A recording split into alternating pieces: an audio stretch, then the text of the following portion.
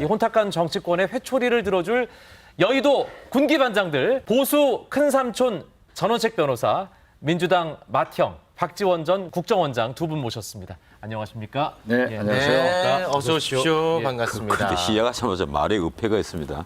보수 큰 삼촌. 그럼 둘째 삼촌은 누군데? 아이, 뭐 이렇게 꼼꼼하게 따지십니까? 네. 예. 아니 그 가뜩이나 전원책 변호사님이 화가 많은데 네. 이 질문이 엄청 화날 만한 질문이 있어요. 두 분 중 어느 쪽이 형님입니까? 와 이거는 아니, 정말 그 말은 우리 박지원 원장을 못 오가는 말이에요. 두 분 중에 누가 형이냐 이런 말은 왜요? 산전수전 다 겪고 그리고 저분이 판서반일에 두 번씩이나 다녀온 분에게 평생 괴기로 산 사람을 옆에 두고 누가 형이냐 이러면 코미디지 지금도 그게. 저 말이 지금도 많구나. 옛날 이 아 시원합니다. 더 라이브 전에 오늘 밤 김재동 예, 그 프로그램 있었죠. 그때는 시계 타이머를 갖다 놓고 했다니까 혼자 시끄럽게 하니까. 아 이 말씀이 변호사라는 글자를 한자로 쓰면 말씀 문자가 많이 들어가요. 네. 오늘 나토 정상회의 개최지에서 한일 정상회담이 열렸습니다. 특히 이 후쿠시마 원전 오염수 방류와 관련해 윤석열 대통령이 IAEA의 발표 내용을 존중한다면서 오염수 방류 점검에 우리 전문가도 참여하도록 해달라고 기시다 총리에게 요청을 했고, 기시다 총리는 뭐 이에 대한 즉답은 좀 피하면서 한국민 건강에 악영향을 주는 방출은 하지 않겠다는 답변을 했습니다. 제 개인적으로 일본 후쿠시마 원전 오염수 방류도 반대하고 괴담도 반대합니다. 방류를 왜 반대하느냐? 뭐 일본국에서 어차피 대한민국 국민 생각하겠어요. 뭐 방류는 하겠죠. 그렇더라도 적어도 인접 국가인 대한민국의 국민들을 양해 정도는 할 수 있도록 다른 대안 정도는 좀 더 검토를 해야만 합니다. 그런데 다른 대안을 그렇게 열심히 검토를 한 흔적이 안 보여요. 거기에다가 이번에 정부 여당에서 나는 좀 실수했다고 봅니다. 마치 일본 정부를 대변한 듯한 그런 몇 가지 표현을 썼다. 그러니까 일본이 오염수를 처리해서 처리수라고 불렀잖아요. 네네. 그렇다고 해서 우리 집권 여당의 정책위 의장을 지낸 분이 처리수라고 굳이 얘기를 한단 말이에요. 네. 어차피 오염수라고 불려야 되고 그리고 우리 정부에서도 지금 오염수로 부르고 있고 네. 부르기로 했습니다. 네, 맞습니다. 했는데 왜 굳이 여당에서 나가서 이 예. 오염 처리수가 맞다는 식으로 자꾸 얘기를 하느냐는 거예요. 그래서 뭐 일본 정부를 대변하는 거냐 이런 비아냥까지 들었단 말이에요. 네. 나는 참 머리석은 이 기술했다 이런 네. 생각을 하면서 거기까지만 해. 아니 한 가지만 길어. 아니 굉장히 진행이 너무 중요한 거. 좋습니다. 잠깐만요. 굉장히 중요한 한 가지만 더 항상 얘기할게요. 저래요. 그러니까 지금 혼자 출연하든지. 자, 정부 여당이 잘못한 거기를 지적했으면은 네. 이번 아니죠. 한일 아니, 핵심은 얘기를 해야죠. 잘못된 예, 예. 것을 내가 이 시간에 얘기해 줄게. 이 시간에 핵심을 듣고 얘기하죠. 드리겠습니다. 예. 지금 오염수에서 문제되는 것이 삼중 수소라 그러잖아요. 일본이 지금 방류를 해야 될 137만 톤, 앞으로 몇십 년 동안 방류를 해야 될 총량이 137만 톤입니다. 거기에 얼마가 있는지를 몰라요. 네. 3g입니다. 세 방울. 세 방울이란 말이에요. 그리고 반감기가 불과 12.3년밖에 안 되는 것입니다. 그래서 이게 가령 태평양을 한 바퀴 휙 돌아서 우리나라로만 한 4년 걸린다고 그러잖아요, 과학적으로. 그러니까 한 두 번 돌면 거의 다 이 삼중수소는 사라질 수밖에 없는 양이다. 태평양이라 그러면 엄청난 그 물 탱크에 정말 작은 쇳방울이 톡 떨어지는 건데 후쿠시마 앞에서 헤엄치고 잘 놀던 우럭이 그거 먹고 뭐 한쪽 눈이 툭 튀어나오는 이상한 물고기가 돼서 우리나라 앞바다로 헤엄쳐 오는 듯이 계속해서 정부 여당을 공격을 하는 것은 내가 보기에는 이게 선동에 지나지 않습니다. 네, 알겠습니다. 그래서 나는 일본 방류도 거기까지 반대를 하지만 방류도 반대하고 괴담도 반대한다. 괴담도 그걸 반대한다. 정리하겠습니다. 네. 예. 저는 한일 정상회담에서 똑 부러지게 오염수 방류하지 마십시오. 이렇게 했어야 되는데 애매모호하게 온 것은 네. 지금 전원책 변호사가 얘기한 대로 또 한 번 기시다 총리의 대변인 역할을 했다. 이렇게 생각을 하고요. 이렇게 보시고요. 지금 현재 IAEA는 알프스 검증을 한 번밖에 안 했어요. 시료 채취요. 그렇죠. 네. 그리고 도쿄전력과 화상회의 3번 했단 말이에요. 그리고 IAEA는 성능을 검증하고 검토하는 업무가 없어요. 구체적 근거가 없이 안정적이다라고 표현한 그 내용을 우리 대통령께서 마치 인정을 해주고 무기를 실어준 것은 대단히 잘못했다. 네. 오늘 윤 대통령이 그 말씀하셨잖아요. 방사능 수치를 넘었으면 즉각 중단한다는 건 약속을 받아냈습니다.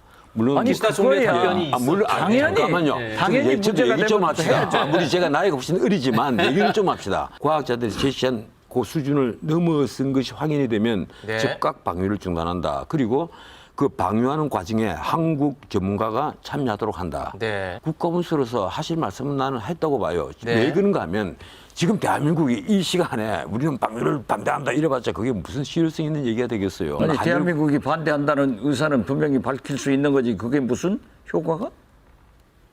그러면 일본 국민이네 자기도.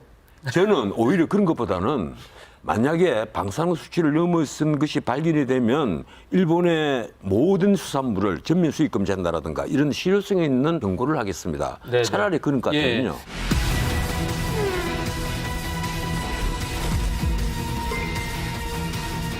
국정조사를 시작합시다. 누가 바꾸었는지, 누가 지시했는지, 왜 바꾸었는지 밝혀야 하겠습니다. 모두 중단합니다. 백지화합니다. 제 눈에는 민주당의 속셈이 너무 잘 보입니다. 정치 공세, 거짓 선동. 그동안에는 먹혔을지 모르지만 윤석열 정부 하에서 특히 원희룡 장관 하에서는 되지 않는다. 거짓 선동의 오염 덩어리를 치워야만 이 정치 지금 현재 민주당은 국정조사를 요구하고 있고 국민의힘에서는 민주당 사과를 요구하고 있습니다. 요건 어떻게 보십니까? 대한민국 국민이 출세도 하고 돈도 벌려고 하면은 그건 도둑이다. 그건 안 되는 거예요. 네. 영부인 됐으면은 그 가족도 영부인도 영광스럽게 생각하고 깨끗하게 살아야지. 그 땅 2만여 평이 김건희 여사 일가족들 회사가 가지고 있는 땅이란 말이에요. 그리 종점을 옮겼다. 이것은 잘못이죠. 만기 칠라마는 윤석열 대통령께서 입시 문제 같은 거 얘기해가지고 시끄럽게 만들어 놓고 딱 국면 전환은 됐어요. 네. 그렇지만은 저는 윤석열 대통령이 예타 나온 대로 원한 대로 해라. 하면 되는 거예요. 그런데 거기 원한 대로 하면은 또 민주당 전 양평 군수 땅이 있대요. 그 사람 땅은 거기 사람이니까 뭐 산에 길도 없다는데 거기도 조사하고 네. 김건희 일가족도 조사하기 위해서는 특검밖에 없다. 국정조사. 저는 국정조사밖에 예. 없다. 이렇게 생각해요. 아, 국정조사 다음은 또 특검인가 보군요. 국정조사에서 하는 것은 특검으로 연결되는 거예요. 아, 항상 그렇게 보십니까? 국회라고 하는 것은. 네, 네, 알겠습니다. 예, 가만 놓아두면 이쪽에 득점 포인트가 될 건데 이쪽이 어디죠? 보수 여당 쪽에서 집권 아, 여당 쪽에서 예, 득점 예, 예. 포인트가 될 판인데 네. 왜 굳이 이걸 백지화한다는 소리를 해서 마치 이쪽이 골리앗처럼 보이고 저쪽이 다윗처럼 보이도록 만드느냐. 지금 원래 안대로 검토를 해가지고 문제가 되니까 그리고 배우 인구가 이쪽이 한 2만이 더 많아요. 이쪽 양평읍인 쪽에서. 그러니까 강상면 종점 부근 말씀하시는 그래서 거죠? 예. 어차피 제 이안이 나온 거예요. 한 15분, 20분 거리에 잠실로까지 갈 수 있는 방안이 없느냐. 이걸 이쪽 주민들이 워낙 많이 요구를 하니까 하는 거예요. 내가 지금 원희룡 장관 편을 드는 게 아닙니다. 나는 원희룡 장관이 내다시 당정 협의에서 한마디 말도 없다가 밖에 나와서 브리핑을 하면서 갑자기 주머니에서 뭔가를 끄집어내서 얘기를 했는데 이거 백지화하겠다 이러니까 이게 많은 짓이냐 내가. 내 유튜브에서 이걸 호되게 공격을 했다가 내가 보수 쪽 사람들에게 엄청나게 몰매를 맞은 사람이에요. 저도. 나는 내가 생각하는 진실을 얘기를 하는 거예요. 대통령이 공약을 한 국책 사업을 어떻게 일개 장관이 백지화를 시키느냐. 이건 말이 안 된다. 왜 스스로 골리앗처럼 행동을 하느냐. 그래서 자기가 잠룡으로 자리를 튼튼히 할 수 있을지는 모르겠습니다만 내가 보기로는 그건 아니라는 거예요. 적어도 이런 문제가 있으면 이것을 여기 뭐 이래라 하니까 이것은 앞으로 재검토를 하는 방향으로 하겠다라든가 이렇게 하는 것이 장관이 할 일이지 이걸 갑자기 백지화를 한다고 하면 과연 이것을 국민들이 어떻게 받아들이겠느냐. 다윗이 되는 것이 아니라 어리석은 골리앗이 된단 말이에요. 그러니까 그 결정 자체는 잘못된 거라고 전 변호사님은 생각을 하시는 하지만 거고. 제가 보기에도 예. 배우 인구가 이쪽이 훨씬 많잖아요. 이게 그리고 하루에 6, 7만 명이 이용을 하는 그러한 고속도로입니다. 그런 고속도로를 그 군수인 정동윤 씨니까 이분이 말하는 것은 강화의 IC를 만들어 달라는 거 아니에요. 그리고 종점은 그대로 하자. 그리고 종점 부근에 자기 땅이 있어요. 그게 민주당 아니에요. 예.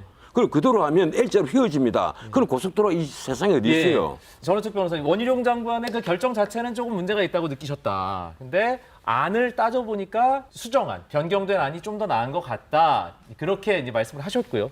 저는 어떻게 됐든 예. 영부인 가족들이 2만여 평의 땅을 가진 그곳으로 옮기려고 한 것은 투기를 조장하는 일이고 투기 의혹 세력이 충분히 돼요. 그런데 그걸 갖다가 1조 7천억 드는 예타를 전부한 국책 사업을 어떻게 장관이 백지화한다. 이건 지금 전 변호사가 지적한 대로 잘못됐지만은 제가 볼 때는 원희룡 장관이 참 괜찮은 미래가 있는 그런 정치인인데 윤석열 대통령 김건희 여사한테 총대를 한번 매준 거예요. 아하. 그렇지만 저는 어떻게 됐든 지금 현재 원안대로 돌아가면 끝나는 거예요. 그리고 민주당 전 군수 땅 샀다? 김부겸 전 총리, 유영민 전 비서실장 다 조사해야죠. 왜 의혹을 덮어요?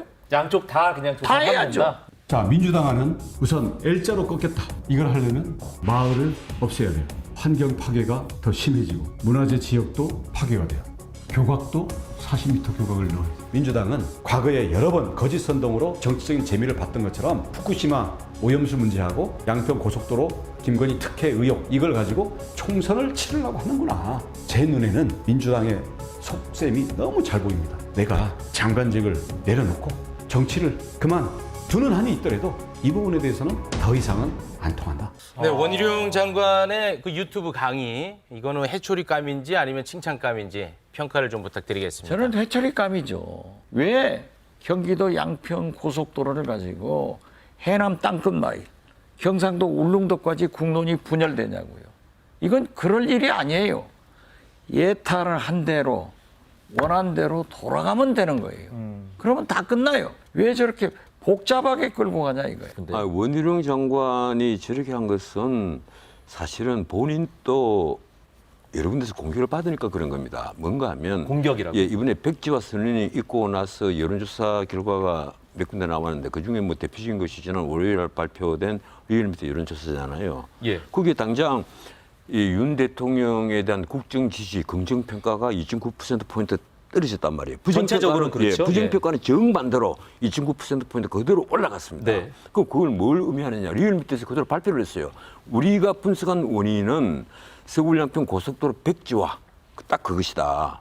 다른 그 후쿠시마 오염수 방류 문제가 아니다. 그 지금까지는 윤 대통령의 그 국정지지 긍정평가가 고공행진을 하다가 바로 그날 발표를 딱 하니까 급락을 했단 말이에요. 그래서 아마 원희룡 장관이 엄청난 부담을 많이 졌을 겁니다. 그런데 사실은 민주당이 이번에 국정조사하자고 얘기를 하는데 이게 속 뻔하잖아요. 민주당 지금 답답할 겁니다. 특히 이재명 대표는 굉장히 답답하겠죠. 이낙연 전 대표도 와 계시는 데다가 지금 18일째 만나주지 않고 있으니까 얼마나 답답하겠어요. 근데 문제는 그렇습니다. 기승전 김건희, 뭐든지 김건희로 몰아간다. 그래서 괴담을 만들어내고 제 자신이 윤석열 정부와 하등 상관이 없는 사람입니다. 담배 한 갭이 얻어 피운 게 없어요. 그런데 뭐든지 괴담으로 몰아가고 선동적으로 나가고 기승전 김건희로 김건희 일가에 김건희 여사 일가에 땅값 올리고 그런 것 아니냐. 이런 식으로 몰아간단 말이에요. 예, 예. 그건 아니지. 지금 아까 원희룡 말씀하신 거잖아요. 장관은 혜택을 가장 많이 김건희 여사 본다. 가족의 땅이 있는 걸 몰랐다라고 하는데 작년 10월 달 국정감사에서 민주당 의원이 질문을 했어요. 확인해 보겠다. 예. 아는 거예요. 아니 제가 딱 하나만 여쭤보고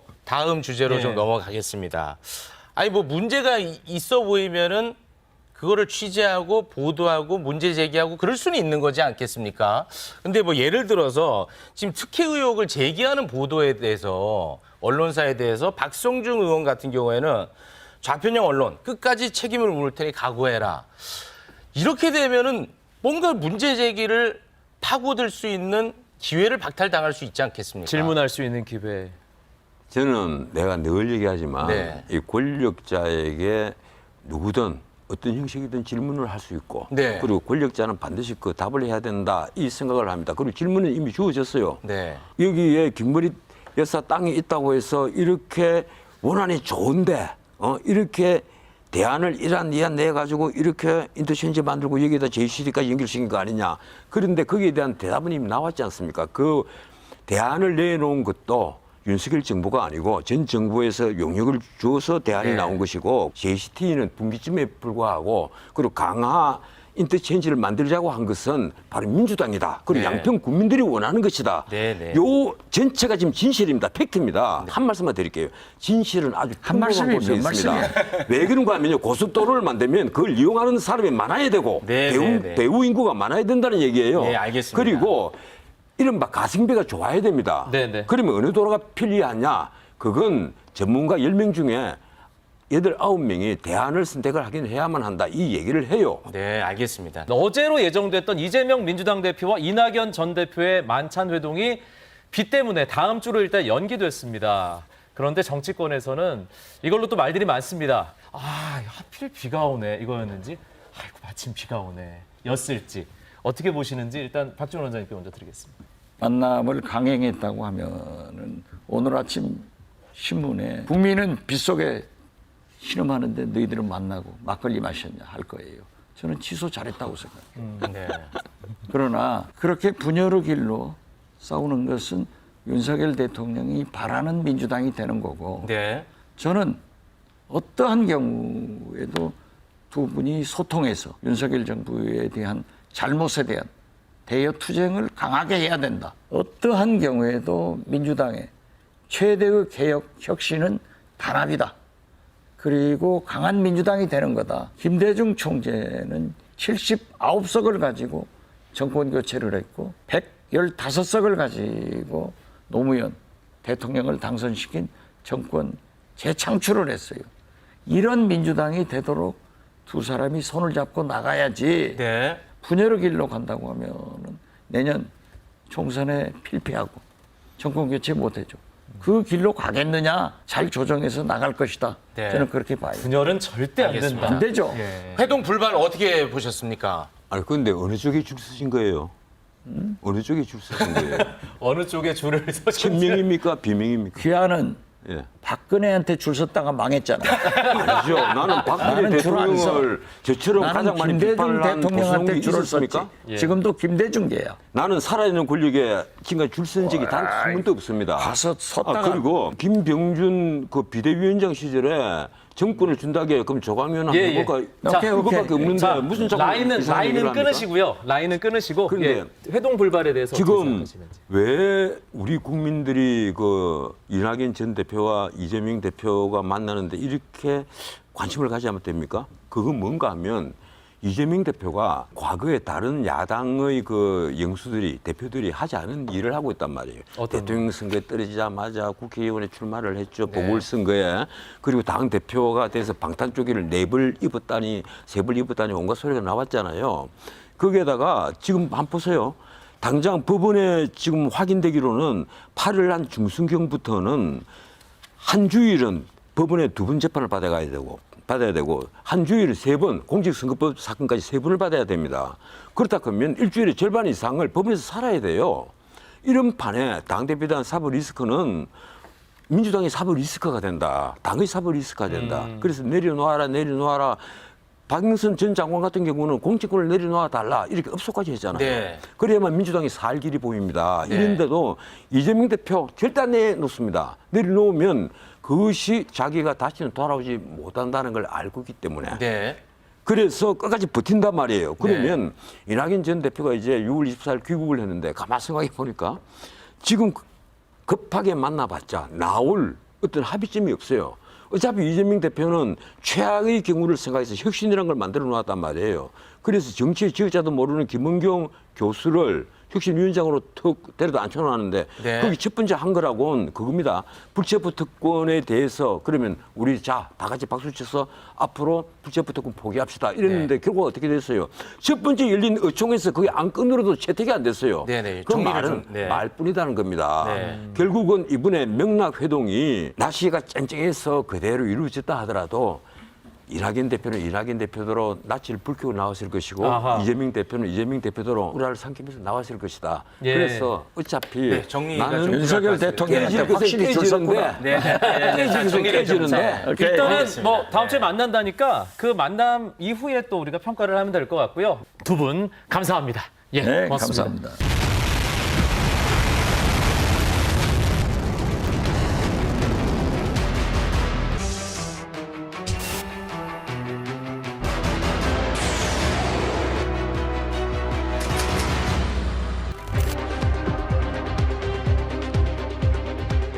남조선의 경향신문에 의하면 남조선 당국은 명백한 선택을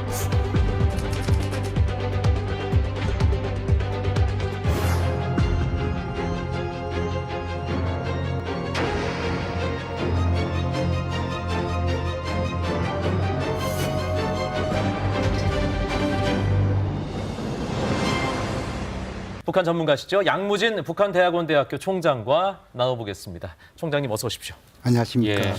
그 북한의 행동과 도발에는 항상 뭔가 좀 해석이 필요하지 않겠습니까? ICBM을 또 쏘았습니다. 이건 어떻게 해석해야 될까요? 뭐 의도를 할까요? 한 세 가지 정도 요약해 볼 수 있습니다. 세 가지. 예, 첫 번째로는 빈말은 하지 않는다. 막 그렇게 요약했고 그 뜻은 뭐냐면은 네. 최근에 북한이 김여정 그 노동당 부부장의 담화라든지 그거 보면은 그 군사적 행동을 예고를 했습니다. 이러한 군사적 행동의 예고에 대해 가지고 직접적으로 말로서 끝나는 것이 아니고 행동을 보여주는 측면이 있겠지요. 네. 또 두 번째로는 한반도에 여러 가지 지금 군사적인 긴장 고조된 상황이 있지 않습니까? 이러한 군사적인 긴장 고조 상황에서 한반도의 군사적인 주도권은 네. 미국에 있는 것이 아니라 북한 자신에 있다. 어허. 이것을 좀 과시하는 측면도 있겠죠. 마지막 세 번째로 좀 구체적으로 18일에 아마 핵협의 그룹. 그렇죠. 네네네. NCG 네네네. 이 첫 회의가 서울에서 잡혔습니다. 네네네. 아마 그 회의 전후로 해가지고 그걸 좀 신경 쓰고 있나 보군요. 그렇죠. 미국의 그 전략 핵 잠수함이 한반도에 들어와가지고 일종의 훈련 전개한다 이렇게 네. 알려졌잖아요. 핵 잠수함의 한반도 전개에 대한 사전 경고의 메시지 이렇게 담고 있다 이렇게 볼 수 있습니다. 그 이번에 쏜 ICBM을 예를 들어 정상 궤도로 각도로 쏜다면 그 미국까지 닿나요? 지금은 이제 뭐 이 한미 정부 당국이 재원에 대해서는 구체적으로 말씀을 하지 않고 있습니다만도 알려진 보도에 보면은 네. 고도가 한 6,000km, 비행 시간이 뭐 73분 이렇게 이야기하고 있습니다. 네, 네네. 73분에서 74분 정도. 예. 이렇게 74분 정도 이렇게 날아간 사례가 잘 없습니다.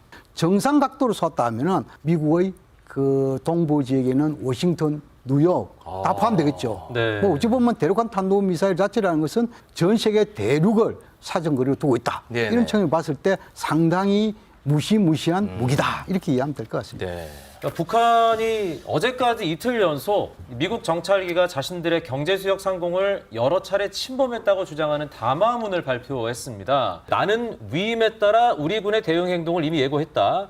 반복되는 무단 침범 시에는 미군이 매우 위태로운 비행을 경험하게 될 것이라면서 미국을 직접 겨냥해서 뭔가 위협하는 그런 내용을 담았습니다. 네. 우리 군과 미 국무부는 이 북한의 억지 주장이다 이런 얘기를 했거든요.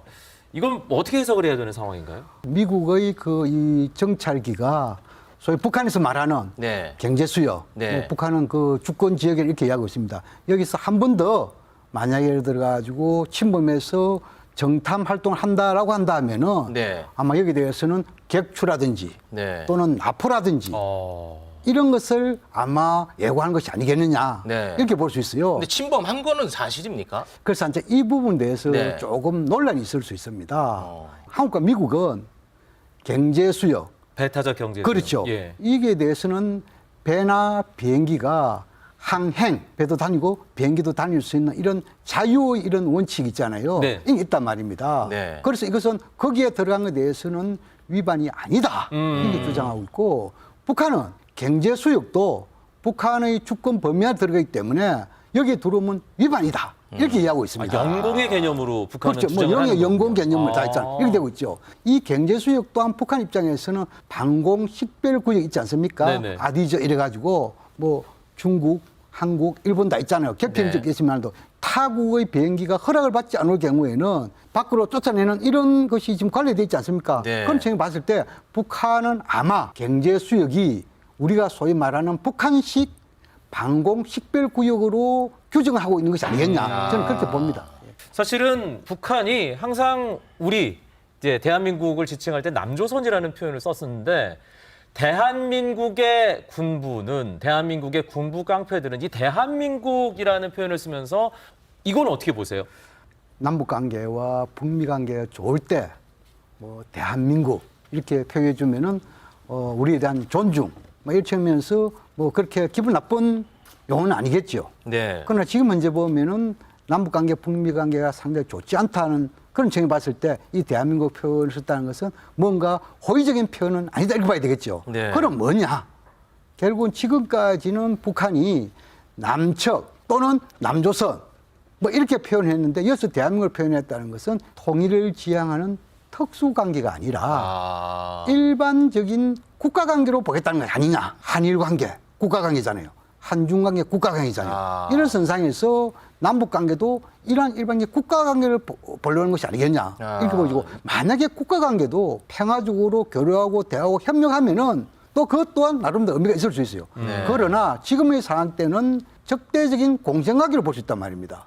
또 하나 더 나아가면은 한반도 문제에 관련해 가지고 한국은 상대하지 않고 일종의 패싱이겠죠. 미국하고만 대화하겠다. 통미 봉남. 이러한 전략적 의도도 담겨 있는 것이 아니겠냐. 그런 측면을 봤을 때 상당히 우려스럽습니다. 우려스러운 부분이었군요. 네. 윤석열 대통령이 지금 나토 정상회의 참석 중이죠. 이 소식 듣고 새벽에 바로 NSC를 열었습니다. 윤 대통령 발언을 듣고 오시죠. 오늘 아침에 글로벌 안보를 논의하는 이 시기에 북한이 또 ICBM을 발사했습니다. 대서양의 안보와 태평양의 안보가 결코 분리될 수 없다는 것을 다시 한번 보여주고 있습니다. 우리 AP4는 나토와 연대해서 강력한 집단 안보 태세를 확립해야 된다고 생각합니다. 네, 해외에서 NSC를 열 만큼 윤석열 대통령이 이 사안을 굉장히 심각하게 보고 있나 보군요. 해외에 나가가지고 NSC 회의를 개최했다. 네. 저는 이것은 아주 이례적이고 이례적. 거의 처음이 아니겠냐 싶어요. 그렇습니까? 네. 이것을 좀 긍정적으로 해석을 하자면은 대통령의 책무를 다하고 있다 이렇게 볼 수 있겠죠. 네. 그러나 지금 이제 이미 북한이 군사적 행동을 예고를 했단 말입니다. 그러면 대통령께서 나토 정상회의에 참여할 때는 이미 그걸 알고 갔지 않았을까? 이것을 그러면 어떻게 해석해야 되느냐? 막 그런 측면도 있습니다. 나토 31개 나라 정상들이 모여서 북한 비핵화 촉구하는 공동성명 발표했는데 북한에 어느 정도 영향이 있을까요? 이런 발표가? 지금 이제 남북관계 이 부분에 대해서는 거의 밑바닥 아닙니까? 상황이 안 좋다. 그렇죠. 네. 뭐 예를 들어 가지고 북핵 문제, 북한에 대한 규탄, 소위 말해서 대북 규탄이 이번에 나토 정상성명의 핵심 부분 아닙니까? 우리와 관련해서는. 그러나 이 부분에 대해서 규탄만 해가지고 무슨 영향을 미치겠습니까? 그런 측면을 봤을 때 문제 해결에 있어서는 전혀 도움이 되지 않는다. 저는 그렇게 분석합니다. 그 윤석열 대통령께서 그 통일부의 역할 또 변화를 또 지시하기도 하고 대북 강경론자로 알려져 있던 교수를 또 이번에 통일부 장관에 지명하기도 하지 않았습니까? 이런 것도 또 북한에서 신경을 쓰는 부분일까요? 윤석열 대통령께서 후보 시절에 이러한 말씀을 했습니다. 핵심적으로 단어만 요약하자면은 북한은 주적이다. 선제 타격, 멸공 이렇게 이야기했습니다. 이 세 가지를 연결해서 해석해 보자면은 주적인 북한을 선제 타격해서 멸망시키겠다. 이렇게 가능한 합리적인 해석을 안 글자 했습니까? 그대로만 해석을 그렇죠. 한다면 또 그리고 통일부에 대해 가지고 통일부를 북한 지원부라고 이야기했단 말입니다. 그렇다면은 과거에 미 국무부가 북한에 식량도 지원하고 또 그리고 의약품도 지원하고 심지어 미군 유해 발구와 송환에 대해서는 빵빵칠 가방에 달러를 싣어가지고 현금으로 북한에 준 사례가 있단 말입니다. 네. 그렇다면은 미 국무부가 북한 지원부입니까? 아니잖아요. 네네. 그래서 알겠습니다. 통일부가 지금까지 역할한 것에 대해서 너무 폄하하는 것이 네. 바람직스럽지 않다. 그렇게 네. 생각합니다. 예. 알겠습니다. 이야기를 더 듣고 싶지만 시간이 한참 지났습니다. 여기서 보내드리겠습니다. 고맙습니다. 고맙습니다. 북한대학원대학교 양무진 총장님이셨고요. 오늘 더 라이브가 준비한 소식은 여기까지입니다. 저희는 내일 다시 뵙겠습니다. 함께해 주신 여러분 고맙습니다.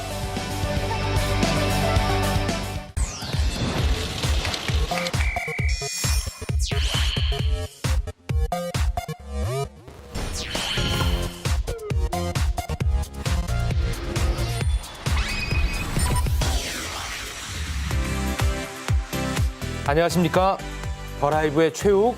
이광용입니다. 서울을 중심으로 수도권에 호우경보가 내려졌고요. 장맛비가 많이 내리면서 비 피해가 우려됩니다. 이런 가운데 때 아닌 기자회견 경쟁으로 점점 뜨거워지는 곳이 있습니다. 바로 경기도 양평이죠. 예, 오늘 서울 양평간 고속도로 노선 변경을 검토했다고 알려진 설계 용역 업체가 양평 현지에서 직접 기자회견을 열었는데요. 꼬리에 꼬리를 물고 쏟아지는 양평발 뉴스들 첫 코너에서 만나보시죠. 싫어.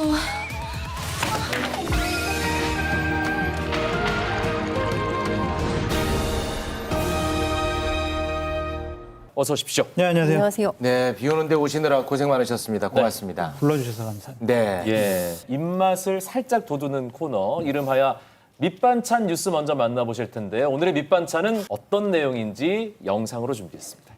남자분들 같은 경우 정말 장기적으로 갑자기 그런 분들은 어두운 표정으로 오시는데 여자분들 계약 기간 만료 젊은 청년들 실업급여를 받는 도중에 해외여행 가요.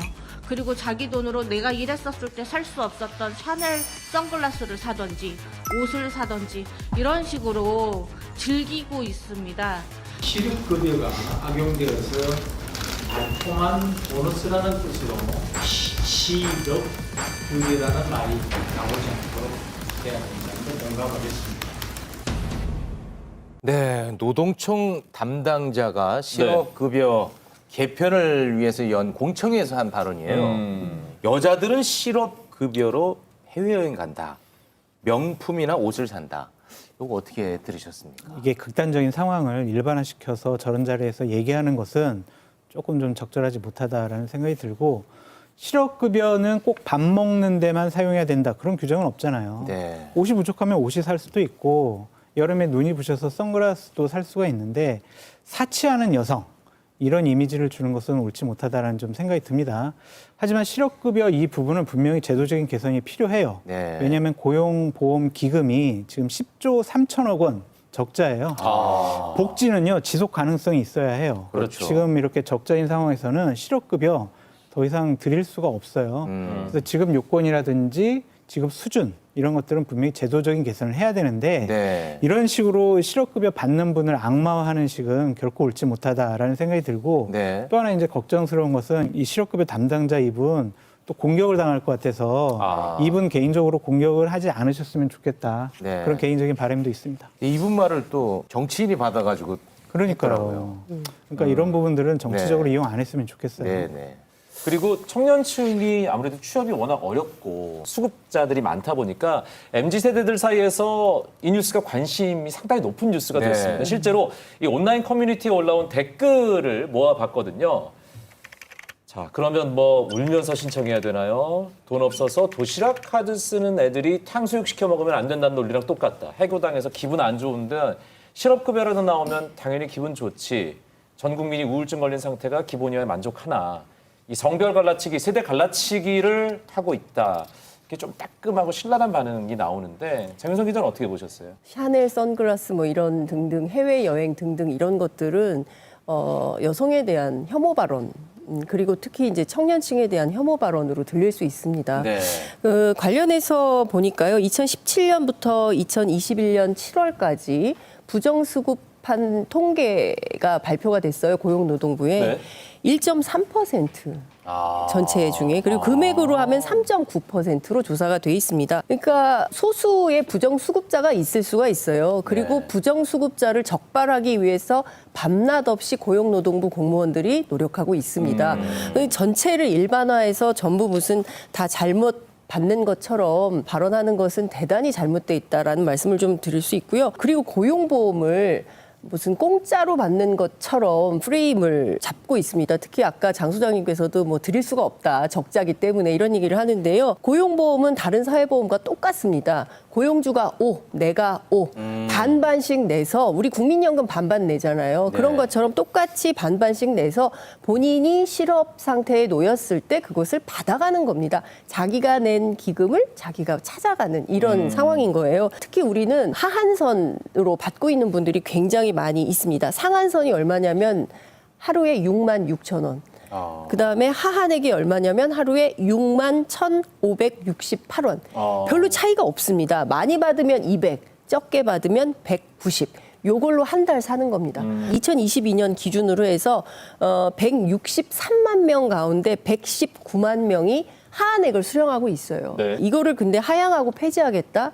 전 조금만 더 생각해 주셨으면 좋겠다라는 생각이 좀 듭니다. 바꾸려면 법을 바꿔야 되는 건데. 법을 바꿔야죠. 괜히 또 이런 발언 때문에 동력을 잃은 것 같아요. 그러니까 이건 사회적인 합의가 필요하고요. 네. 여야 간에 관련자들, 당사자들 얘기 충분히 들었으면 좋겠습니다. 네, 알겠습니다. 근데 무엇보다 중요한 것은 어쨌든 기금이 없어요. 네. 그럼 이건 분명히 제도적인 개선은 필요합니다. 네.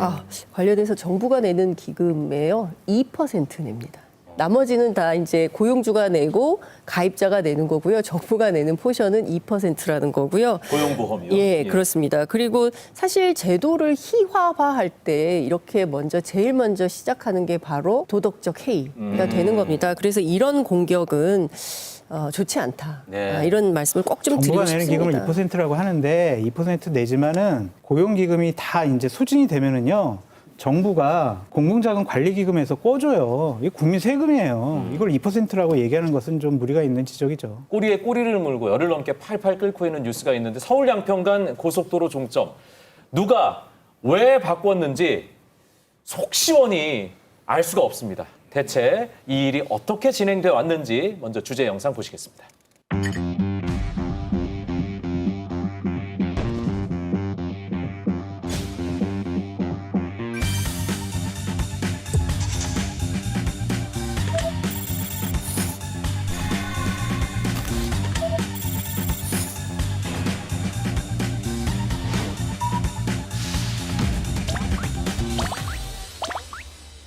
네, 이 이슈가 계속되네요.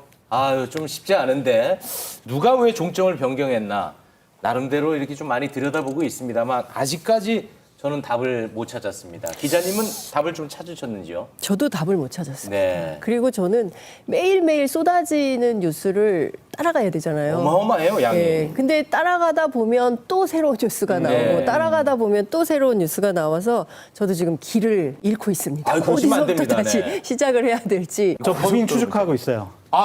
네. 추적하고 있습니까? 네. 어디까지 거의 갔습니까? 지금 거의 한 90% 네. 제가 지금 추적을 했다라고 스스로 생각을 하고 있는데 누가 바꿨나? 네. 오. 누가 어떤 영향력을 갖고 네. 어떤 형식과 절차를 통해서 바꿨는지 네. 거의 지금 설계도를 지금 그리고 있다라고 말씀을 드리고 그걸 알려주세요. 완성이 이름 되면 언제쯤 나오나요? 완성이 되면 제가 다음 주에 한번 쫙 한번 브리핑을 한번 해드리겠다라고 말씀을 드리는데 네. 좀 이해가 안 되는 부분이 상당히 많아요. 네네네. 어쨌든 15년 동안 논의돼갖고 7년 전부터 예타 검토를 해서 환경 영향 평가 다 했어요. 네네. 근데 갑자기 2달 만에 민간 설계업자가 이쪽으로 바꾸는 것이 좋겠어요라고 했더니 국토부가 네. 그래 그거 좋겠네 그렇게 바꾸자. 과연 국책 사업을 이렇게 결정한 사례가 있는지 저는 아무리 생각해도 이해가 안 되는 부분입니다. 이거에 대한 해답을 분명히 찾아야 합니다. 아니 그 이해 안 되는 걸 우리도 안 되니까 소장님 같은 전문가들이 이해를 시켜주셔야죠. 그러니까 아직 10%의 퍼즐이 지금 마지막 한 네. 퍼즐만 남아 있습니까? 그것만 제가 맞추면은 한번 네. 쭉 설명해 드릴게요. 예. 알겠습니다. 방금 장성철 소장이 언급했던 설계회사, 이 타당성 조사에 참여한 용역회사가 국토부와 함께 양평 현장에서 기자회견을 열었습니다. 종점을 변경한 배경을 설명하는 영상 만나보시죠.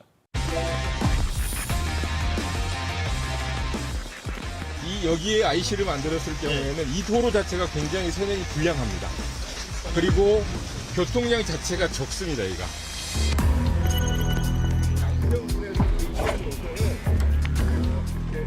그 2달간의 현장 조사도 몇 차례 하고 예타에 대한 결과물도 보고 그런 과정들을 거쳐서 충분히 2개월이면 그런 방향 정도 제시할 수 있는 단계까지는 갈 수 있습니다.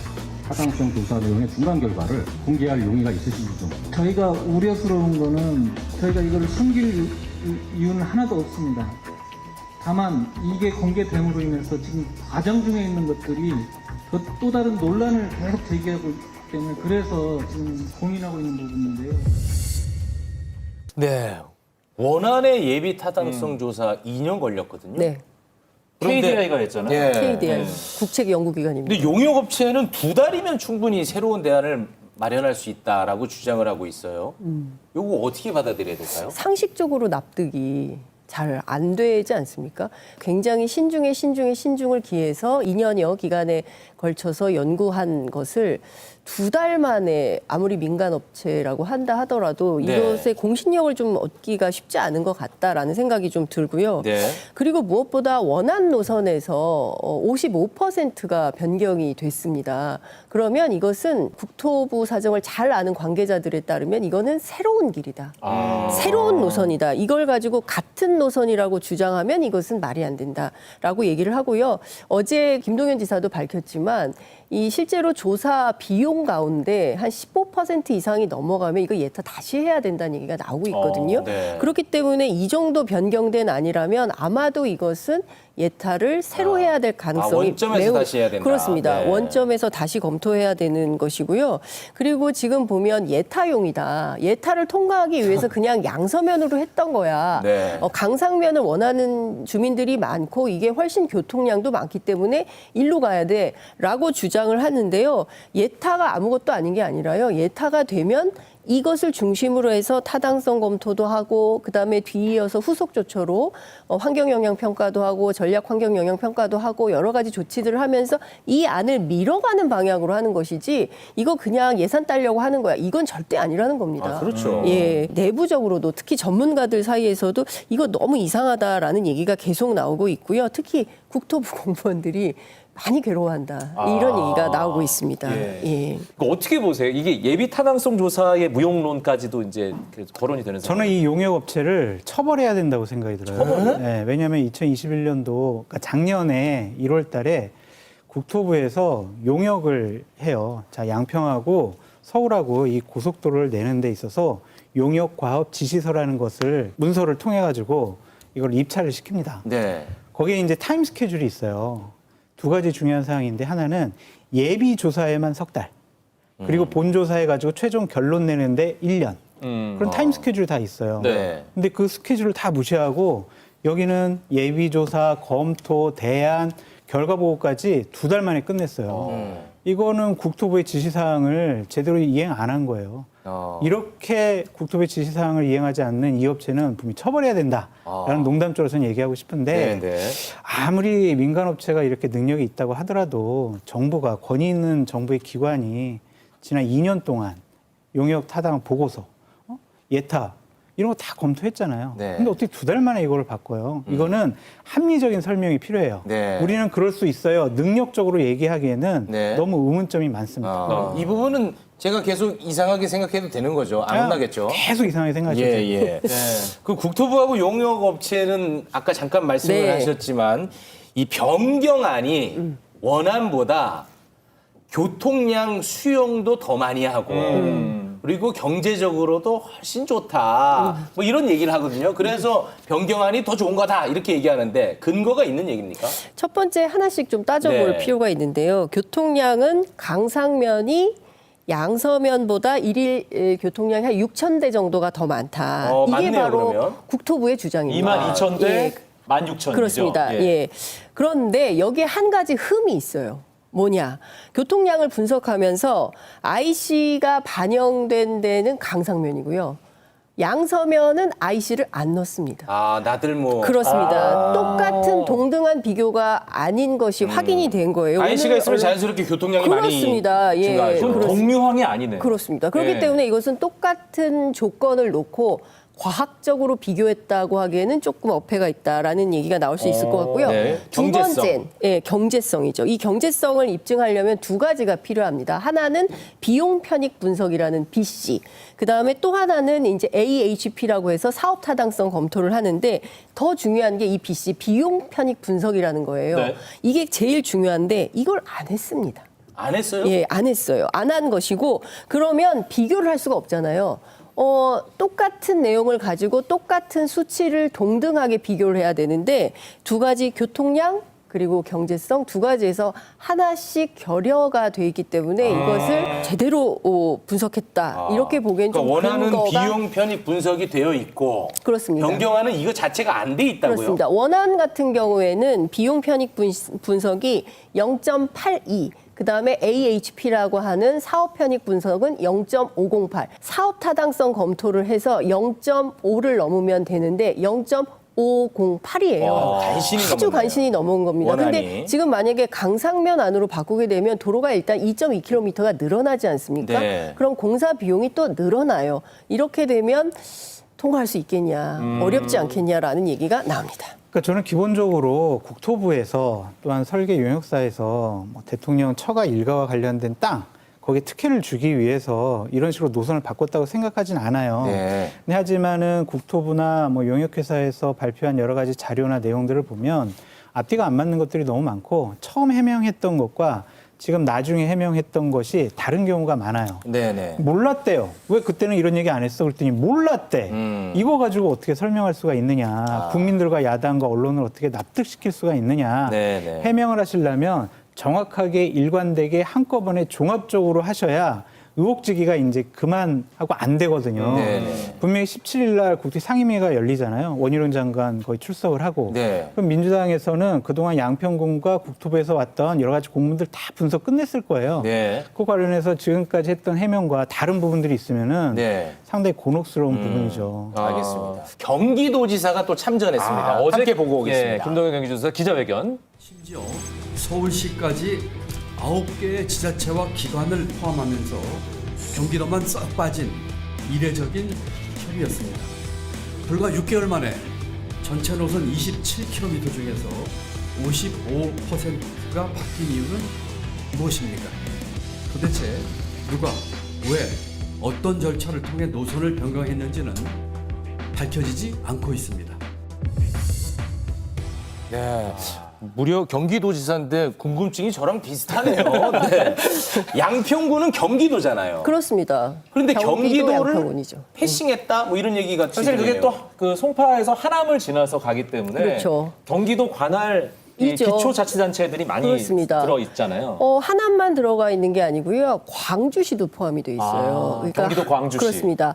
하남시, 광주시 거쳐서 그리고 양평으로 가는 고속도로예요. 그렇기 때문에 세 개 지자체뿐만 아니라 여기는 수도권 나들이객들이 굉장히 많이 가는 두물머리 양평이지 않습니까? 그렇죠. 그렇기 때문에 사실은 어떻게 보자면 전국적인 이슈예요. 그래서 이것을 국책 사업으로 정해서 지정을 해서 진행을 해왔던 건데 2031년 개통을 앞두고 이제 지금 이런 사달이 난 이런 상황인 것입니다. 네. 그 경기도 같은 경우에는 두 가지 의문점을 가지고 있어요. 첫 번째는 2022년 7월에 타당성 평가 관계기관 1차 협의를 했는데요. 이때 다 불렀습니다. 양평도 부르고 하남시도 부르고 심지어 서울시 포함해서 모두 9개 지자체를 부르면서 한 군데 딱 뺐어요. 경기도. 그래요? 왜 우리 뺐지? 이상하다. 이런 생각을 하는 것입니다. 그리고 또 하나는 2023년 1월, 올 1월이죠. 이때 이제 두 번째 타당성 평가 관계기관 2차 협의를 하면서 자료가 나오는데요. 사업 개요가 먼저 나오고 그다음에 뒤이어서 이게 어디인지 위치도가 나오는데 이 사업 개요에는 양서면으로 표현이 돼 있고요. 원안. 뒷장에 있는 지도, 이 위치도에는 종점이 강상면으로 그려져 있었다는 거예요. 같은 문건이에요? 수정안이 뒤섞여서 문건, 들어갔네요. 같은 문건의 앞과 뒤가 전혀 다른 이런 상황이 되는 것이죠. 그리고 더 중요한 것은 강상면이라는 글씨 자체가 없어요. 실종됐습니다. 더 이상한 것은 국토부가 양평군에 공문을 보내거든요. 여기에는 양서면이 아니라 강상면으로 또 제대로 표현이 돼 있습니다. 이렇게 되면 경기도에만 다른 문건을 보냈나? 라는 의혹도 가능하다. 이게 그냥 실수일까요? 아니면 뭔가 의도성이 좀 들어갔을까요? 월요일 날 밝혀져야죠. 월요일 날. 월요일이요? 네, 월요일에 국토 상임위가 열리니까 네. 원희룡 장관한테 이거 어떻게 된 거냐고 확실하게 답변을 들어야 될 것 같고요. 네. 국토부의 해명은 이래요. 1차 회의 때는 경기도가 관리하는 도로가 없어가지고 경기도를 뺐어라고 얘기를 하는데 네. 그것도 조금 저는 이해가 되지 않아요. 다 경기도를 지나가잖아요. 네. 그렇지, 그렇긴 그래서 하죠. 제가 봤을 네. 때는 그냥 많이 언론에 나오던데 경기도지사가 다른 당 쪽 소속이니까 안 부른 거 아니냐. 저가 그렇게 생각하는 것은 아니고 일부 언론에서 그렇게 분석을 하고 있다라고 소개시켜 드립니다. 기사 보고 온 얘기하시는 네, 거예요? 네. 저희도 다 봤거든요. 네. 그러면 특화돼 있는 분야 제가 질문 들어가겠습니다. 네. 이 건이 지금 뭐 며칠째입니까? 계속 지금 이슈되고 논란되고 있지 않습니까? 그렇죠. 대통령실은 이 사안을 어떻게 바라보고 있는지 이거는 장성철 소장만 알고 있습니다. 너무 센 질문 아니에요? 아까 따로 말씀을 드렸기 때문에 사실관계는 아실 거라고 생각이 들고 기본적으로 제가 그 발언을 좀 얘기하기는 좀 어려운 것 같은데 기본적으로 이런 것 같아요. 그냥 여러 가지 얘기나 흔적들을 보면 네. 와 이것 때문에 대통령 지지율 떨어지면 어떡하지? 국정 동력이 약화되면 어떡하지? 내년도 총선에 국민의힘이 불리하면 어떡하지? 이거보다는 네. 대통령 처가 일가와 관련된 논란이 계속 나오는 것을 네. 조금 더 두려워하는 것 같습니다. 그래서 그걸 좀 방어하고 옹호하고 총체적인 분위기는 좀 그런 분위기인 것 같아요. 네. 그래서 그쪽 논란이 막 부각되지 않기를 바라는 심정이 더 큰 것 같습니다. 알겠습니다. 어찌됐든 간에 이 건이 좀 매듭이 지어졌으면 하는데 지금 야당에서는 국정조사를 주장하고 있지 않습니까? 어떤 식으로 흘러갈 거라고 보십니까? 우선 이제 앞서 장 소장님 잘 말씀해 주신 대로 17일 날 국토교통위원회가 열려서 상당히 준비를 많이 하고 있는 것 같아요. 그래서 어떤 새로운 내용들이 확인이 될지 지켜봐야 될 것 같고요. 민주당 입장에서는 국정조사 그리고 특검도 하겠다는 입장도 가지고 있습니다. 그런데 특검은 대통령이 거부하면 못해요. 그리고 국정조사도 여당이 바로 반박했습니다. 안 하겠다. 네. 그러면 단독으로 해야 되는데 우리가 이태원 참사와 관련해서 했었는데 사실은 증인도 잘 안 나오고 또 관계기관 공무원들도 출석 안 하고 상당히 애를 먹었습니다. 그런데 이런 방식의 국정조사가 지속되는 것은 대단히 정치적으로 나쁜 선례를 남기는 거라고 생각을 하고요. 이 국민적 의혹이 큰 사안입니다. 그리고 대통령 지지율이 이 문제 때문에 빠지고 있어요. 그러면 대통령실이 우선 적극적으로 선은 이렇고 후는 이렇고 이 문제는 이렇게 봐야 된다라고 설명을 좀 해야 되는 거 아니냐라는 생각이 들고요. 또 하나는 국정조사도 형해화되지 않도록 정치권에서 상당한 노력이 필요하다 생각합니다. 30초만 말씀을 드리고 싶어요. 그러니까 이런 의혹은 당연히 야당에서 문제 제기할 그런 소지가 있다라고 말씀을 드리고 이것을 억지로 그냥 물타기 하거나 아니면은 다른 쪽에 뒤집어 씌워가지고 해명을 하는 것은 옳지 못하다는 생각도 듭니다. 또한 여권의 한 의원은 이러한 얘기들을 자꾸 보도하는 좌파 성향의 언론들 가짜뉴스 법적 조치할 거야 이렇게 접근하는 것도 상당히 문제가 있다고 좀 말씀드리고 싶어요. 국민의힘이 야당 때 문재인 정권을 향해서 각종 의혹들을 많이 얘기하고 공격도 했어요. 그럴 때마다 제대로 해명하라고 했거든요. 국민들에게 필요한 것은 제대로 된 해명, 상식적이고 합리적인 대안 제시 이거지 감정적인 모습을 보이는 것은 결코 옳지 못하다. 억지로 옹호하거나 방어하지 않았으면 좋겠다. 그렇게 되면요 국민들이 가슴에 다 쌓아놓고 내년 선거 때 조용히 나와서 심판하셔요. 문재인 정권 때 그런 거 다 봤잖아요. 그러니까 제발 억지로 옹호 안 하셨으면 좋겠다. 라고 다시 한번 말씀드립니다. 네. 두 분이 각을 또 안 세우니까 싱겁긴 하네요. 그런데 확실한 건 다음 주 꼬리곰탕 때도 우리가 양평 얘기를 하지 않을까. 네, 알겠습니다. 그 생각은 여기서 보내드리겠습니다. 두 분 고맙습니다. 고맙습니다. 감사합니다.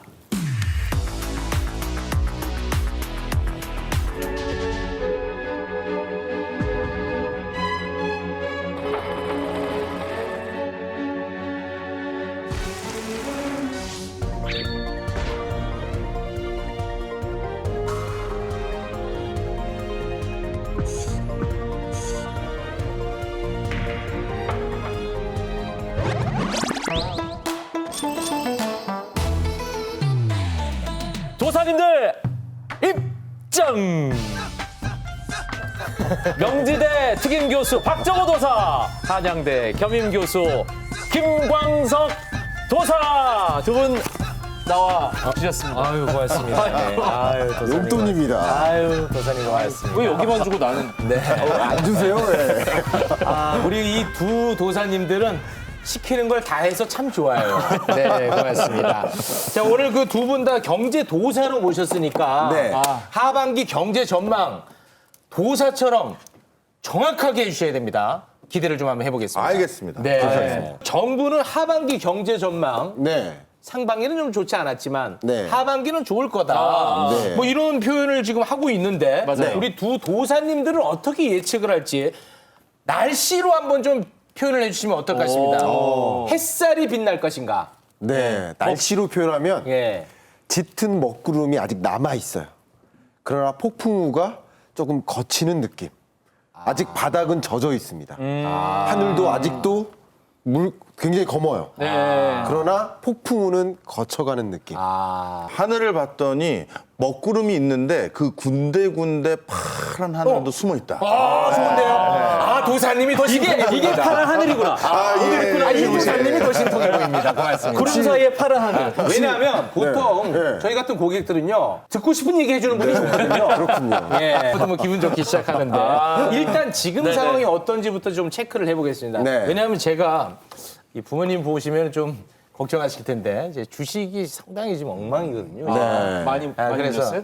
뭐 자세한 얘기 하기가 어려울 정도로 그래서 스트레스가 너무 많아서 1년 동안 보지를 않고 있습니다. 실제로. 네. 근데 지금 현재 코스피 어떤 상황인지 좀 여쭤보고 싶네요. 요즘의 코스피의 흐름을 설명하는 제일 적합한 단어는 금융장세다라는 표현이 제일 적합할 것 같아요. 금융장세. 예, 이 금융장세라는 게 무슨 의미냐 하면요. 요즘 많은 분들이 아시겠습니다만 삼성전자 매출이 반의 반 토막이 났다 등 많은 우리나라 주력 기업들의 실적의 흐름이 안 좋습니다. 달리 말하면 주식을 팔아야 될 이유가 100가지가 넘는데 주가는 왜 오른 거냐. 예, 바로 이런 그 상태를 우리가 흔히 금융장세라고 불러요. 금융장세. 이 금융장세는 왜 형성되는 거냐면 네. 기업들의 실적은 안 좋지만 네. 이제 곧 얼마 안 지나서 중앙은행들이 금리를 인하할 것이다. 그러면 본격적으로 다시 증권시장, 주식시장에 돈이 밀려들 수 있는 기회가 나올 수 있기 때문에 그거를 엿보고 미리 투자해 놓은 사람들로 인해서 주가가 좀 올라가는 장세. 이렇게 분석하고 있습니다. 네. 코스피가 저렇게 약간 우상향인데 네. 우리 우기 주식은 왜? 아니 뭐 공부를 너무 안 해서 그렇습니다. 아, 그런가요? 네. 네. 아니, 근데 사실 우리나라는 이제 반도체가 굉장히 또 중요 부분 아니겠습니까? 네. 근데 뭐 언론 보도를 보면 반도체만 안 좋다는 얘기 많이 들었는데 네. 반도체는 지금 어떤지 좀 궁금합니다. 반도체. 네. 일단 반도체는 예. 전체 경기를 많이 반영해줘요. 23년 경제가 바닥이죠. 네. 그리고 24년 경제는 세계 경제가 여전히 바닥이긴 하지만 23년보다는 나아져요. 세계 경제가 조금 더 좋아진다. 그러나 여전히 안 좋은 경기 침체 국면인 건 사실입니다. 네. 한국 경제도 볼게요. 네. 자, 23년 상반기가 0.8% 성장. 0.8%면요. 글로벌 금융위기 때 그때 수준의 경제입니다. 그 정도예요? 예, 그 경제를 통과해서 23년 하반기는 1.8% 성장. 근데 1.8%도 저성장이에요. 경기 침체예요. 그러나 보시면 상반기보다는 하반기가 상대적으로 좋다. 제가 왜 이 경제를 얘기하냐면 반도체는 네. 경제가 호황이면 반도체 수요가 어떻게 될까요? 늘어나겠죠. 네. 네, 늘어나겠죠. 그러니까 실적이 1, 2분기 동안 안 좋다가 3, 4분기부터 조금 회복됩니다. 이게 반도체 업황이라고 생각해 보시면 도움이 되겠습니다. 저는 꼭 그렇게 생각하지 않습니다. 생각이 달라요? 네. 일단 말씀을 드리면 반도체 같은 경우 3월 이후 생산 감소폭이 지속적으로 줄어들어왔어요. 일단 3월부터 지금까지 그다음에 수출 물량도 증가세로 전환했습니다. 그러니까 반도체라는 것이 물론 아까 김 도사께서 말씀하신 것처럼 전체 경제 상황을 대변하는 건 맞습니다. 그런데 방금 제가 말씀드리는 것처럼 3월 이후로 생산량 감소폭이 계속 줄어드는 게 완화돼 왔고 수출도 증가세로 전환이 됐으니 우리가 생각한 것보다 하반기 경기가 빠르게 회복될 가능성도 반도체 분야에서는 있다고 전망을 하는 거죠. 아유, 도사님. 그다음 하나가 더 있습니다. 됐어요. 바로 요즘 크게 우리나라 경제에서 힘을 내고 있는 거는 자동차입니다. 네. 그래요? 예, 지금 우리나라 자동차의 생산 증가세가 굉장히 높은 수준이에요. 그래서 우리나라 수출을 지금 견인하고 있는 건 사실 자동차입니다. 그러니까 예전에는 반도체를 중심으로 우리나라 경제 전반이 왔다 갔다 했던 게 맞는데요. 최근에는 히든 카드인 자동차가 우리나라 경제에서 다시 힘을 내고 있다. 이렇게 보시면 되겠습니다. 아유, 도사님은 참 희망적인 얘기를 많이 해주십니다. 파란 구름이 옷을 감고 있잖아요. 고맙습니다. 네. 반도체 얘기도 예. 했고 자동차 얘기도 했으니까 자연스럽게 또 2차 전지 얘기를 해야 되는데 예. 저는 사실 이런 게 있는 줄 몰랐어요. 네. 뭐 2차 전지 소재 대장주 에코프로? 네. 이게 올 초와 비교하면 9배 폭등했다고요? 아니 이게 진짜 그래프입니까? 이 최욱 씨가 왜 모르는지 아세요? 회식할 때마다 빠져서 그래. 아, 회식 때 이런 정보 나옵니까? 우리 회식하면 맨날 이런 얘기만 하는데 왜 그때마다 빠지니까? 100만 원 없으면 900만 원 됩니까? 그러니까요. 그때마다 빠진 거예요. 왜 이렇게까지 올랐어요? 회식 오세요. 너무 오른 거 아니에요? 네. 너무 네. 오른 거 아니에요? 너무 올랐다라고도 볼 수 있습니다만 네. 지금 먼저 제가 산업의 업황을 한번 말씀드릴게요. 퀴즈 한번 내겠습니다. 네. 우리나라 자동차 수출액에서 전기차가 현재 몇 퍼센트 차지할까요? 전기차 수출 수출액. 비중에서? 네, 전체 자동차 수출액에서 전기차가 저는 한 5 가겠습니다. 10% 안 될 것 10. 같은데. 예. 5 갑니다. 22.2%.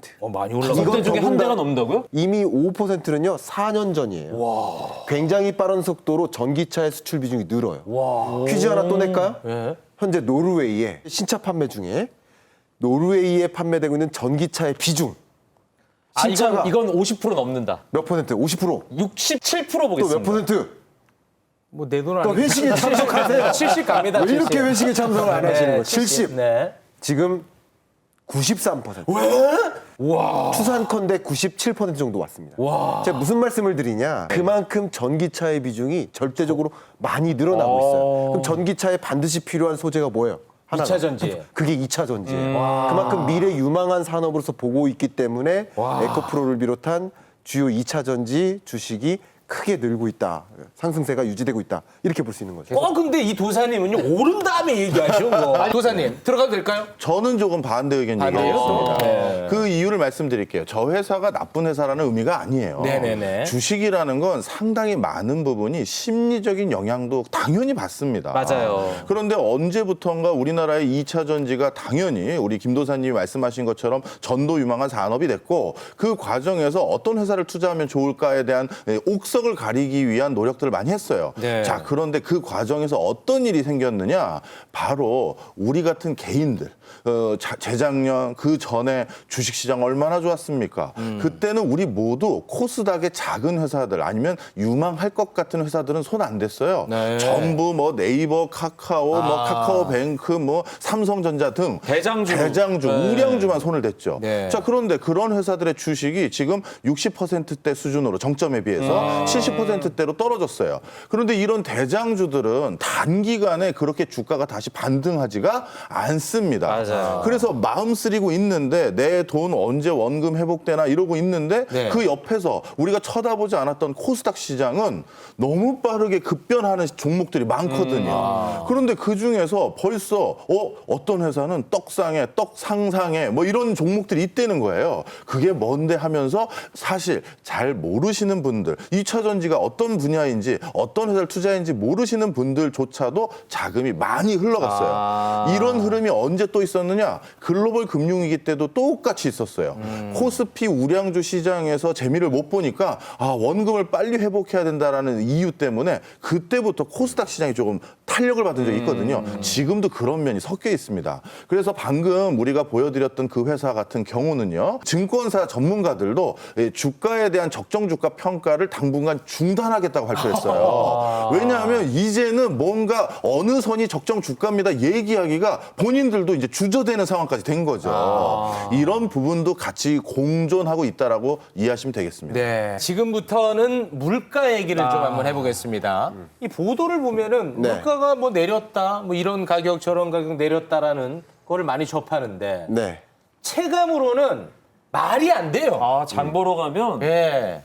그냥 금액이 팍팍팍 올라가요. 네. 지금 물가 잡히고 있는 게 맞아요? 어때요? 제가 명쾌하게 설명해 드려도 될까요? 좋습니다. 물가 상승률이 떨어지고 있는 것이지 물가는 안 떨어지고 있다.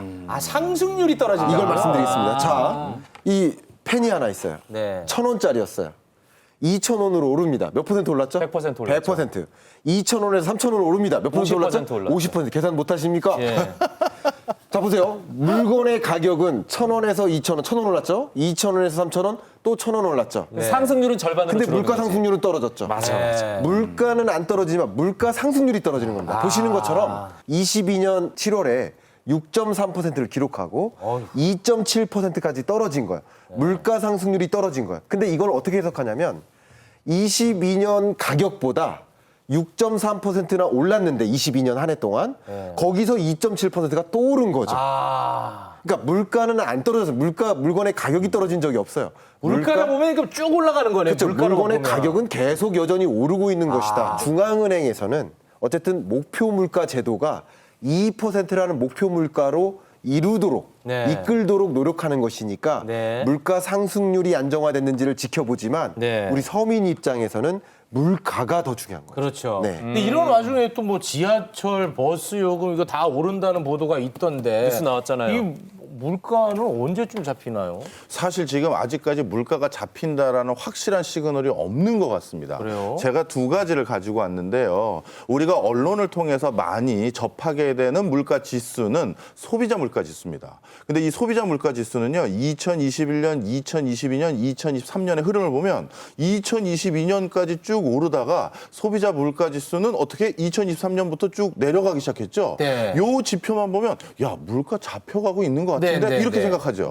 자, 그런데 근원 물가 지수라는 게 있어요. 이건 뭐냐면 소비자 물가 지수가 실제 물가 흐름을 잘 잡지 못할 때가 있어요. 왜냐하면 소비자 물가 지수에는 가격 급등락이 많은 대표적인 품목이라고 할 수 있는 유가라든가 농수산물 가격이라든가 계절적 요인이 혼재되어 있거든요. 계절적 요인. 그러다 보니까 많은 경제 전문가들은 이거는 실제 물가 흐름을 반영하지 못하는 부분이 너무 많잖아. 그래서 근본적으로 물가가 변화되는 요인을 살펴보기 위해서 근원 물가 지수를 따로 만드는데 자, 근원 물가 지수의 흐름은 어떻게 돼가고 있나요? 지금 2023년 2분기 끝머리까지도 사실 물가가 떨어졌다고 딱 보기에는 그래프의 흐름이 아직은 없죠. 아니야. 바로 그런 이유들로 인해서 이번에 한국은행에서도 금리를 동결하면서 올해 금리 인하 언제 할지 나는 아직 그걸 속단할 수 없습니다라고 얘기한 부분이 바로 근원 물가와 같은 지수에는 아직 변화가 크지 않다. 이렇게 보시면 되겠습니다. 지금 박도사가 바로 언급했듯이 오늘 오전에 중요한 발표가 있었죠. 하는 공통위에서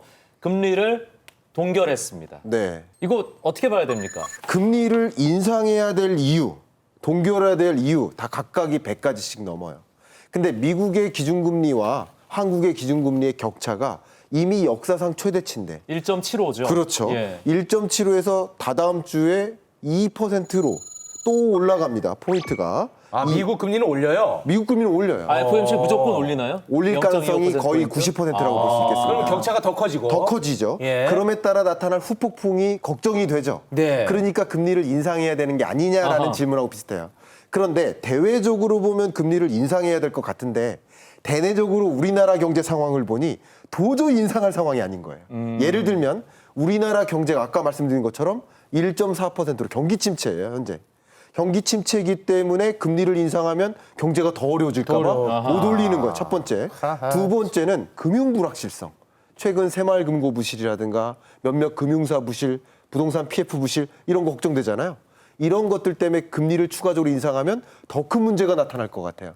그리고 상대적으로 물가 상승률은 어쨌거나 2%에 가깝게 오고 있으니 추가적인 금리 인상까지는 필요 없다. 세 가지 요소를 강조하면서 판단한 결과라고 볼 수 있겠죠. 상대적으로 대외적인 것보다 대내적 상황을 지켜보면서 금리를 인상할 수가 도저히 없었다. 마지막으로 하반기 우리 서민들 어떻게 대응해야 되는지 우리 도사님들이 해결책 주고 떠나시면 됩니다. 네, 저도 사실 이럴 때 너무 마음이 아픕니다. 네. 하반기를 앞두고 또 공공요금이 충분히 올라갈 것 같아요. 그러다 보니까 지금은 어쩔 수 없이 우리가 허리띠를 한 번 더 졸라매실 준비를 하시는 게 그나마 우리가 할 수 있는 대비책이 아닌가. 더 명쾌하고 아주 속 시원한 대안 드리지 못해 죄송합니다. 결론해요. 네, 우리 도사님은요? 제가 뭐 부동산 시장에 대해서 말씀드렸듯이 네, 비책. 23년 하반기에는 완만한 상승세로 전환될 것으로 보여지고 네. 내 집 마련을 준비하시는 분들은 지금부터 좀 알아보실 필요가 있지 않을까. 제가 사실하는 것이 아니라 네. 알아보실 필요가 있지 않을까 네. 의견을 좀 드리도록 하겠습니다. 알겠습니다. 네. 자, 오늘은 여기에서 두 도사님들과는 인사를 나누겠습니다. 두 분 고맙습니다. 고맙습니다. 감사합니다.